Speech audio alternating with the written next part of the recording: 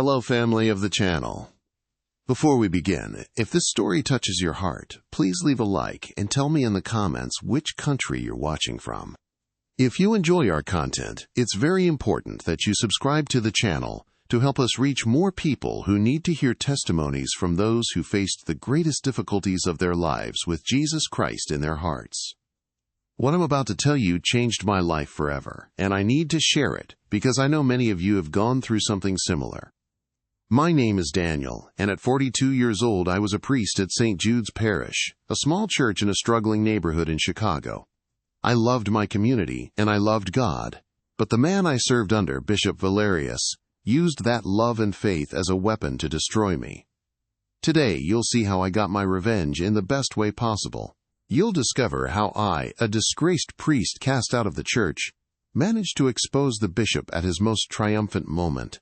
While he stood on a grand stage before the city's most powerful people, ready to celebrate his legacy, I made sure his darkest secrets were projected on the giant screens behind him for the entire world to see.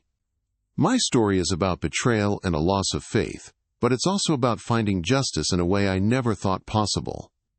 It wasn't the kind of justice you hear about in sermons, but it was the kind I believe God put in my heart to carry out. Listen to my story to the end, and tell me, what would you have done in my place? Before all this happened, my life was simple. I woke up before dawn, prayed, and spent my days serving the people of my parish. We didn't have much money, but we had a strong community.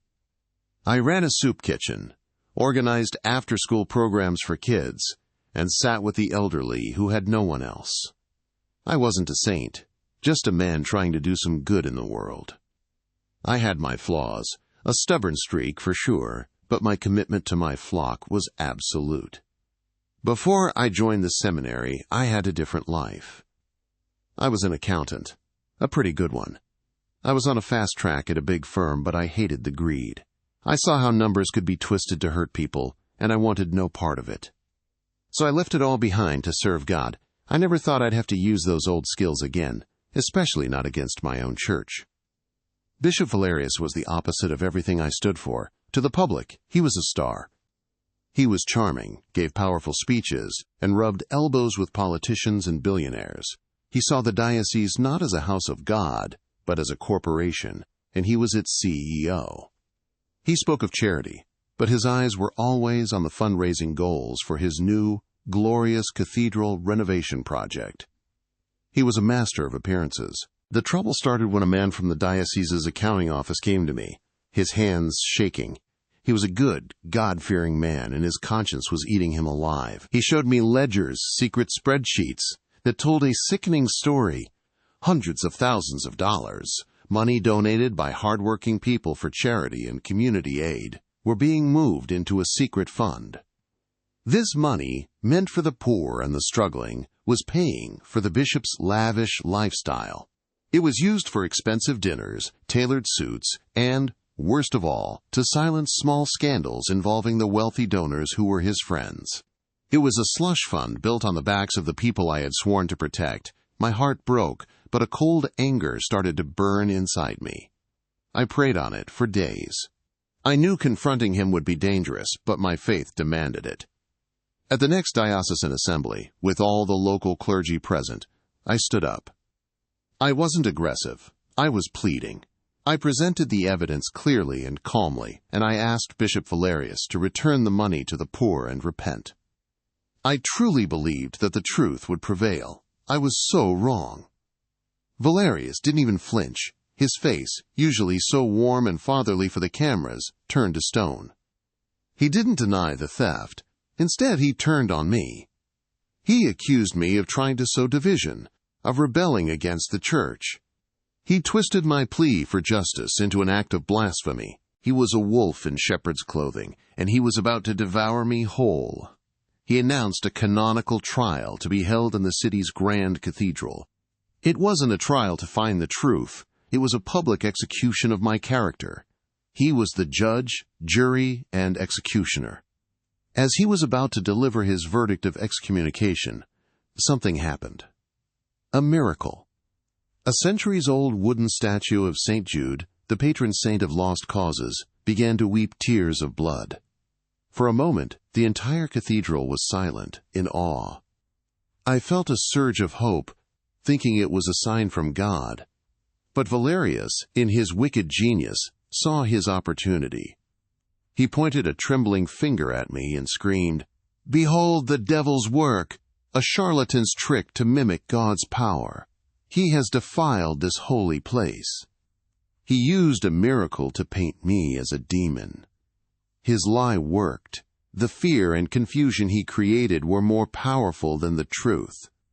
I was stripped of my vestments right there on the altar. I was cast out, labeled a heretic and a fraud. The people I once served, the families whose children I'd baptized, now crossed the street to avoid me. I had lost everything. My calling, my home, my name. I ended up taking a job as a janitor, cleaning office buildings at night, a ghost haunted by a miracle that had been twisted into my damnation. The scent of industrial cleaner and stale coffee hangs in the air of this empty office building. It's a smell I've come to know better than incense. Every night, as I push this mop across these polished floors, I see his face reflected in the surface. Bishop Valerius, standing on that altar, his voice echoing in the cavernous cathedral as he destroyed my life with a lie. He took my name, my purpose, my faith, and left me with this silence. Listen to this story to the end and tell me, what would you have done in my place? It all happened so fast. One moment, I was Father Daniel, pleading for justice in God's house. The next, I was a spectacle. The trial wasn't about the money Valerius stole. It was about the threat I posed to his power.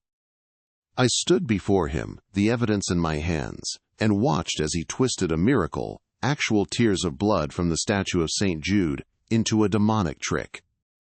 He painted me as a sorcerer, a charlatan who had defiled a holy place. His words were poison, and they worked instantly. "Behold the devil's work," he bellowed, his voice filled with false righteousness. The awe that had filled the cathedral just seconds before turned to fear and suspicion.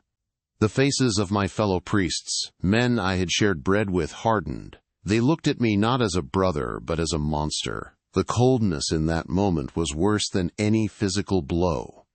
It was the death of everything I had ever been. My immediate reaction was a hollow shock. It felt like I was watching a scene from someone else's life. My mind couldn't process the speed of the betrayal. Then came the humiliation, a hot wave of shame that burned behind my eyes. 2 guards stepped forward and roughly pulled the vestments from my shoulders, the sacred cloth I had worn with honor for 15 years.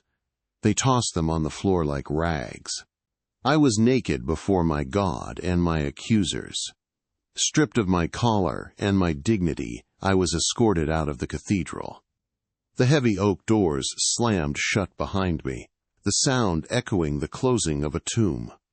I stood on the steps, an outcast in the city I had served. The life I had built, the community I loved, the very calling that defined me, all gone. That was the moment the old Daniel died, and something else, something harder and colder, began to take root in the ruins of my heart. My life before the collar wasn't spent in prayerful study. I grew up in a small house on the south side, the son of a steelworker and a seamstress. My parents were good, honest people who believed in 2 things, hard work and Sunday Mass. They didn't have much, but they shared what they had. Our faith wasn't about grand pronouncements. It was about bringing a casserole to a sick neighbor or helping shovel their walk after a snowstorm. It was practical. It was real. I was always good with numbers. It was a language I understood, a world of order and logic. My dad hoped I'd use that skill to get a good, stable job, something better than the back-breaking labor he endured. He was so proud when I got a scholarship to study accounting at the university. For him, it was the American dream come true for his son. I wanted to make him proud, so I worked hard, harder than anyone else. After college, I landed a job at a major accounting firm downtown. I was on the fast track, a rising star. I was good at finding the hidden details, the patterns in the spreadsheets that told the real story of a company's health. I made a lot of money, had a nice apartment, and lived the life everyone expected me to. But I felt empty. I saw how the numbers were used to justify greed, to hide ugly truths, and to hurt good people. The turning point came when I had to prepare a report that would lead to the closure of a factory, putting hundreds of people like my father, out of work. The company was profitable. They just weren't profitable enough for the shareholders. I saw the cold, calculated cruelty behind the balance sheets. That night, I went to my old parish church and just sat there for hours. I felt a pull, a calling to a different kind of accounting, one that served souls, not stock prices. Leaving my career was the hardest and easiest decision I ever made. My bosses thought I was crazy. My friends didn't understand, but my parents, in their simple wisdom, saw that I was finally finding my way. The seminary was a challenge, but for the first time, my work felt meaningful.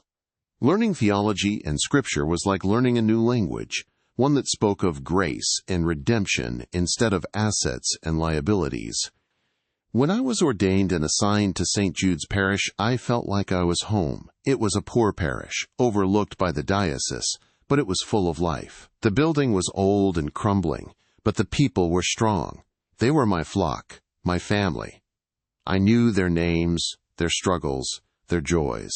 I baptized their babies, counseled their teenagers, and held the hands of their dying elders. It was the most important work of my life. My days were filled with simple acts of service. I ran the soup kitchen, stretching every dollar we had to feed more hungry mouths. I organized an after-school program to keep kids off the streets. I spent hours just listening to people, sharing their burdens. I wasn't a perfect priest. I was impatient sometimes, and my temper could get the better of me. But I loved those people, and I believe they loved me back. The community we built was based on trust. They trusted me to guide them spiritually, and I trusted them to be the heart of the church. We were a small island of faith in a sea of hardship. We didn't have the wealth or political connections of the bishop's cathedral parish, but we had each other. That was what Bishop Valerius never understood. He saw the church as a building, a source of income. I saw it in the faces of my parishioners. My relationship with God was my anchor. It wasn't about visions or booming voices from heaven.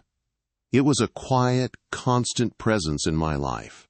I found him in the courage of a single mother working 2 jobs, in the kindness of a stranger helping another, and in the shared meal at our soup kitchen. My faith was built on the belief that God calls us to serve the least among us. That belief is what drove me to confront Bishop Valerius.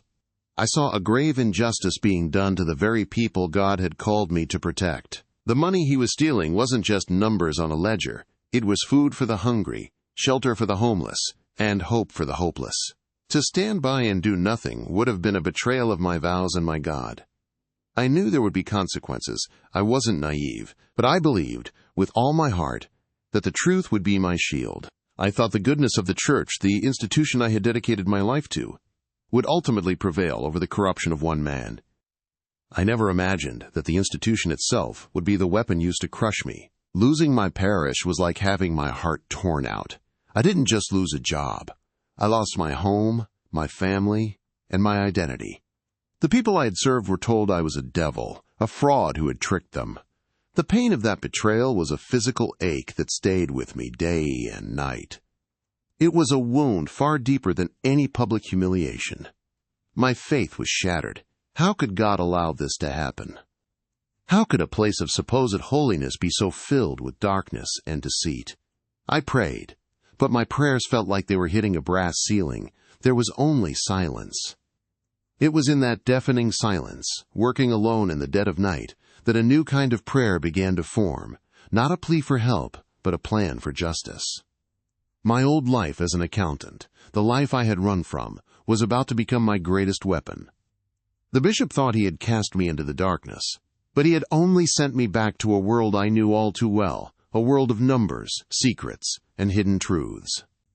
He had forgotten that a shepherd knows how to protect his flock, even after the wolf has driven him from the fold.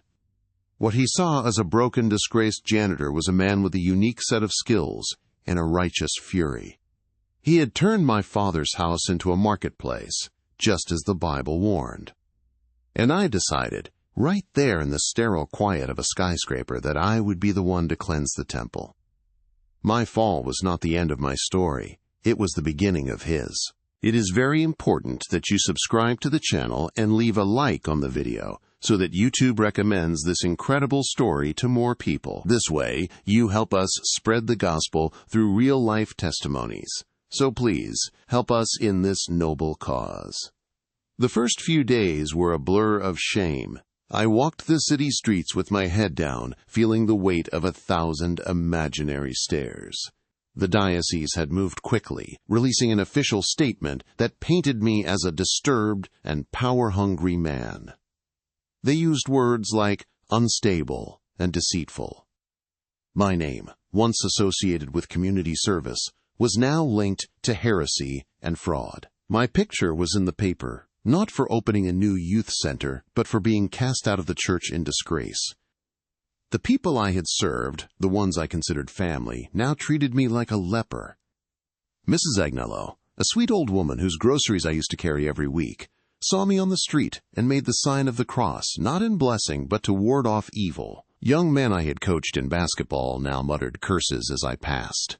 Their fear was a wall I couldn't break through, a testament to the power of the bishop's lie. My fellow priests, men I had studied with and confided in, abandoned me completely. My calls went unanswered. The one person who did pick up, Father Michael, an old friend from the seminary, sounded terrified. He told me to repent, to confess my sins, and that he couldn't be seen talking to me. He said the bishop had warned everyone that associating with me was a grave risk to their own standing. The loneliness was a physical ache. I was homeless. The rectory at St. Jude's had been my home for over a decade. Now I was locked out, with only the clothes on my back and a few dollars in my pocket. I spent the first couple of nights in a shelter, lying on a thin mat, listening to the coughs and cries of other broken men. I saw in their eyes the same despair I felt in my own soul, a hollowness that comes when the world decides you no longer have value. Finding work was a lesson in humiliation. My resume said priest for the last 15 years. It was a mark of shame, not a recommendation. After dozens of rejections, I took the only thing I could get, a night shift janitor position for a cleaning contractor. My new uniform was a pair of gray overalls. My new sanctuary was the empty, sterile hallways of downtown office buildings.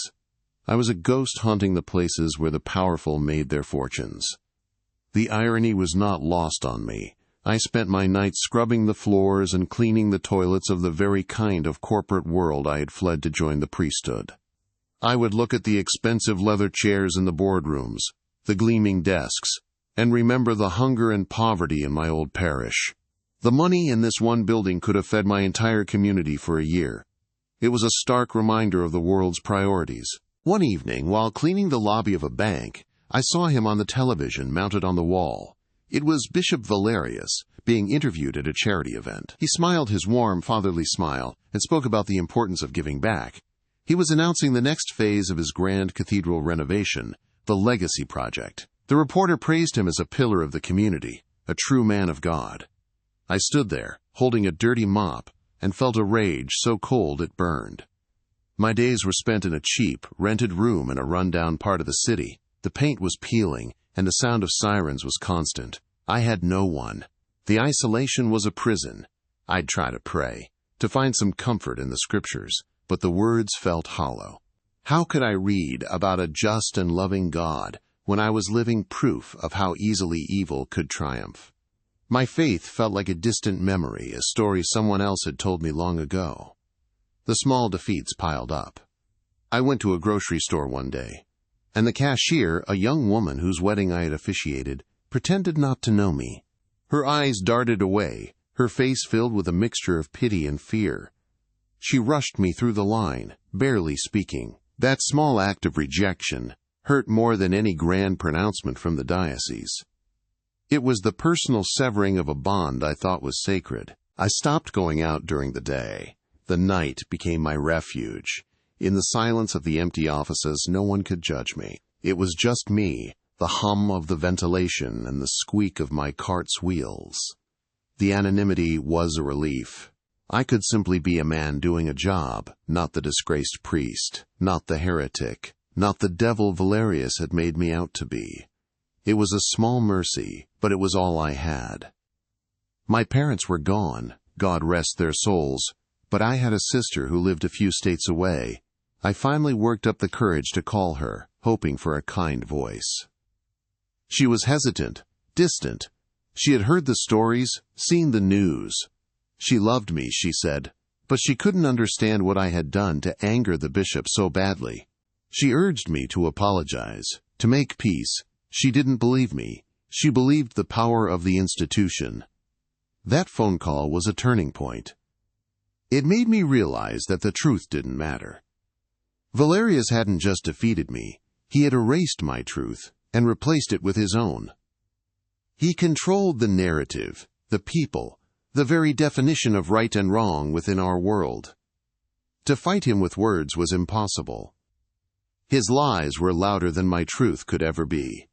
One night, cleaning a law firm on the 40th floor, I looked out the massive window at the city lights. I could see the spire of the grand cathedral, lit up like a monument. Valerius was up there, in his palace, sleeping soundly, while I was down here, invisible. I thought of the people of St. Jude's who had lost their priest and were probably being fed more lies every Sunday. My pain turned into something else. It wasn't just about me anymore. The feeling of helplessness began to recede, replaced by a slow-burning ember of determination. I was at the bottom. I had nothing left to lose. My reputation was destroyed. My calling was gone. My family was distant. Valerius had taken everything. But in doing so, he had also set me free. I was no longer bound by the rules of the church, by the vows of obedience that he had used as a weapon against me. I started to think about my life before the seminary. My life as an accountant. I had been good at it, very good. I understood the language of money, the hidden pathways it travels, the secrets it tells. I had walked away from that world because of its soullessness, but now I wondered if God had given me those skills for a reason I couldn't see at the time. A passage from the Bible came to my mind, one I hadn't thought of in years, John chapter 2, verse 16, when Jesus finds the merchants in the temple. "Stop turning my Father's house into a market," he says, his voice filled with righteous anger. Valerius had done exactly that. He had turned God's house into his personal marketplace, a source of wealth and power built on lies. The shame that had crippled me for months began to transform into a cold, clear focus. The humiliation was no longer a weight, but a fuel. Every time I cleaned a toilet, every time I saw his face on TV, every time I remembered the looks of fear on the faces of my parishioners, the fire inside me grew hotter. It wasn't a fire of blind rage, but a controlled, calculated burn. I realized that Valerius had made a critical mistake. He saw me as a simple priest, a man of faith and prayer whom he could easily crush. He had forgotten who I was before I wore the collar. He had no idea that the janitor scrubbing his friends' office floors was a man who knew how to read a balance sheet better than he could read Scripture. My new mission began to take shape not in a church but in the dead of night, surrounded by the symbols of corporate power. I would not fight him with prayer or pleas for justice. I would fight him with his own weapons, money, secrets, and information.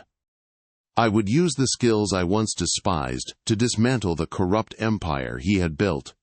I started observing the law firms, the investment banks, the construction companies I cleaned. Many of them had ties to the diocese. They were the bishop's wealthy donors, his powerful friends. Their secrets were stored on the servers I dusted, in the trash cans I emptied. They thought I was invisible, just part of the background. They were wrong. My despair was gone. In its place was a purpose so sharp and clear it felt like a calling, a new kind of ministry. It was a darker path, one filled with risk and moral questions, but it felt like the only path left. I wasn't just seeking revenge for what was done to me. I was seeking justice for the people he had robbed and the faith he had corrupted. I found an old, discarded laptop in a dumpster behind one of the office buildings. It was slow and battered, But it worked. I took it back to my small room and spent my days learning, researching, and remembering everything I knew about forensic accounting. I was no longer a victim. I was a hunter, and the wolf in shepherd's clothing was my prey. The bishop thought he had cast me into the darkness, but he was mistaken. He had merely sent me back to my old hunting grounds. He believed I was broken, a forgotten man scrubbing floors. He couldn't imagine that in my solitude I was forging a new kind of weapon, one built from numbers, logic, and a righteous fury that even God, I prayed, would understand. My fall was complete. I had reached the very bottom, but from that place of absolute loss, I looked up and saw the path forward. It was not a path back to the life I had lost, but a path toward a reckoning. The temple needed to be cleansed, and the janitor was about to pick up a different kind of tool for the job. My true advantage wasn't a sudden miracle or a bag of inherited money. It was buried in the life I had tried so hard to forget. Bishop Valerius had made a critical error. He judged the priest, but he never bothered to learn about the man. He saw a shepherd, a simple soul he could easily crush. He never imagined that before I followed God's call, I followed the flow of capital. He saw me as a man of faith. He had no idea I was also a man of figures. This hidden resource, my past life as a forensic accountant, was a skill set I had locked away, believing it was part of a greedy world I had renounced. For years, I saw it as a temptation, a part of my old, empty self. But in that cold, lonely janitor's closet, surrounded by the smell of ammonia, I realized it wasn't a sin. It was a gift. God hadn't asked me to forget those skills. He had been saving them for the right moment. Valerius's arrogance was my greatest shield. In his world of power and influence, a disgraced janitor was less than a ghost. He was so high up that he couldn't even see the bottom where he had thrown me. The thought that I, a man scrubbing floors, could possess the intellect or the means to challenge him was simply inconceivable. He had stripped me of my collar and my name, and in his mind, he had stripped me of my power. He was wrong. The turning point came one night as I was cleaning a high-end investment firm. On a polished mahogany desk lay a book, Advanced Auditing and Fraud Detection.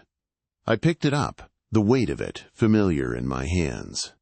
As I flipped through the pages, the complex theories and methodologies felt like a language I had forgotten I could speak. It wasn't just about numbers. It was about finding the lie hidden within them. A cold fire ignited in my soul. With the old laptop I'd salvaged, I began to practice. I spent my days in that tiny room, not praying for deliverance, but relearning the art of the financial hunt. The muscle memory returned quickly. I navigated obscure databases and cross-referenced public records, my fingers flying across the keyboard. It felt like putting on a suit of armor I never knew I still owned. I was no longer just a broken priest. I was an analyst, a hunter. But I wrestled with my conscience. Was this vengeance? Was it a sin born of anger? I prayed for guidance, for a sign that I was on the right path. I opened my Bible, and the pages fell open to the Gospel of John. My eyes landed on the verse where Jesus, filled with righteous fury, cleanses the temple. Stop turning my Father's house into a market. The words weren't just text on a page. They were a direct command, a divine mandate. My purpose became crystal clear. Just as my resolve solidified, there was a knock on my door. It was a frail, elderly man with eyes that held a deep sadness and a fierce intelligence.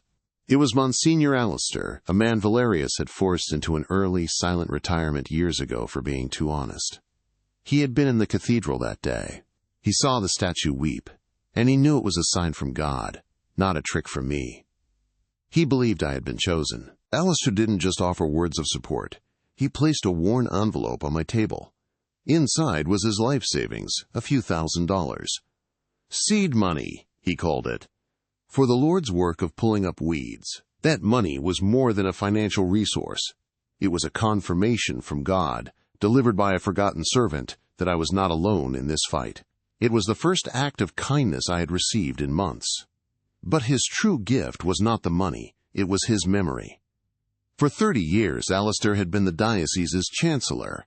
He knew every skeleton in every closet. He was a living ledger of Valerius's corruption, from his very first shady land deal to the names of the powerful men who owed him favors. He provided the map, and I had the skills to follow it through the financial wilderness. We became a secret alliance of the discarded, the old priest who knew the secrets, and the ex-priest who knew the numbers. In my small room, we pieced together the puzzle of Valerius's empire.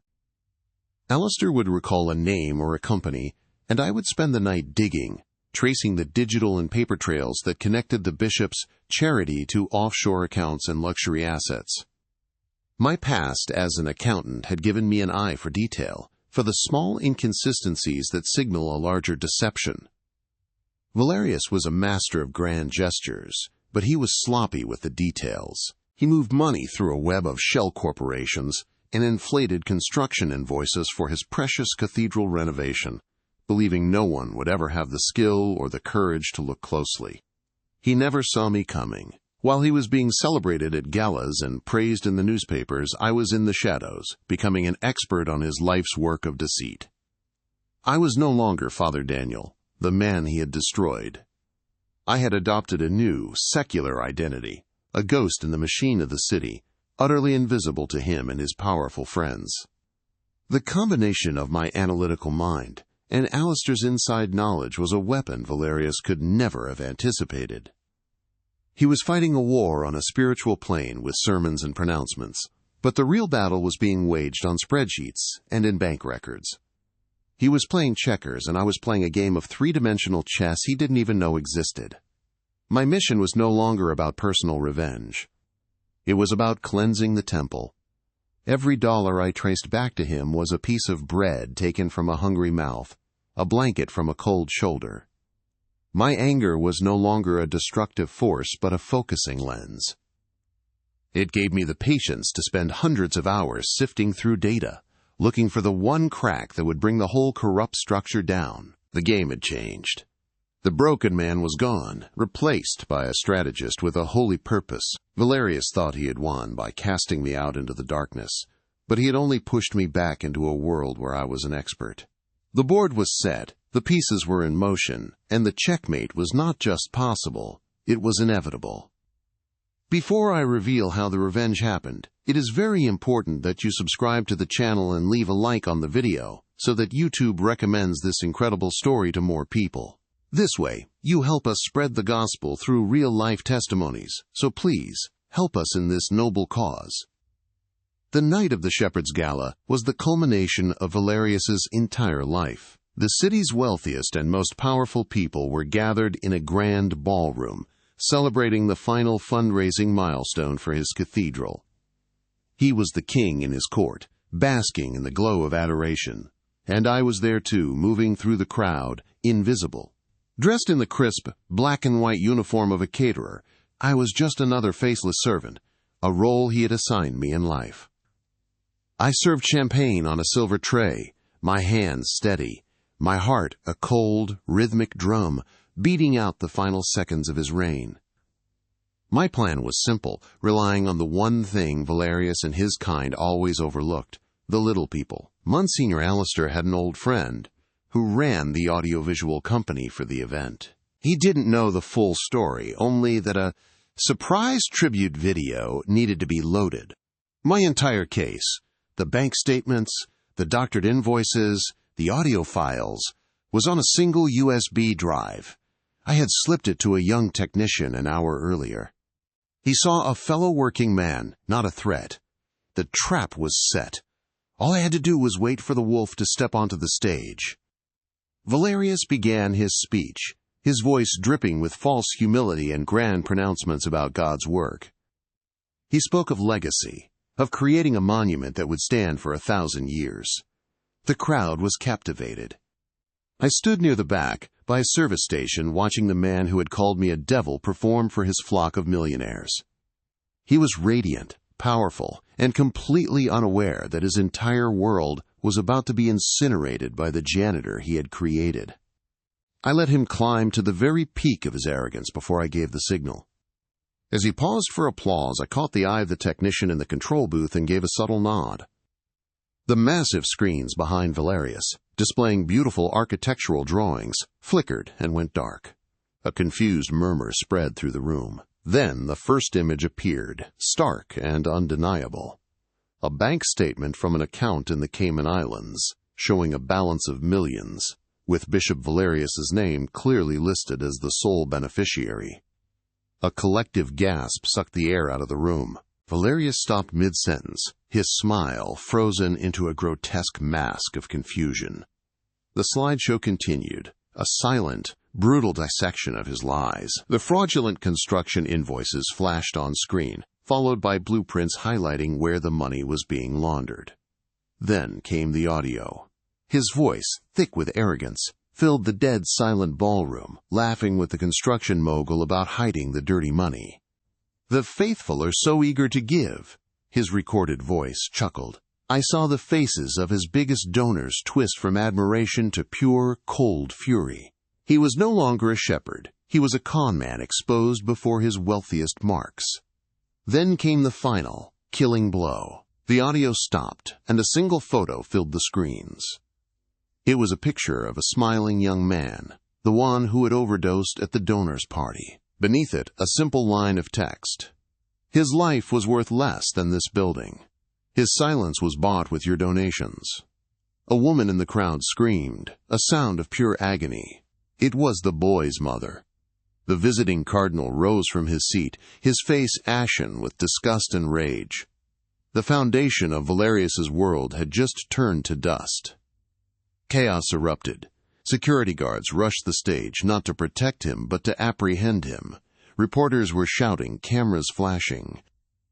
Valerius stood there, a statue of a man, his face utterly broken.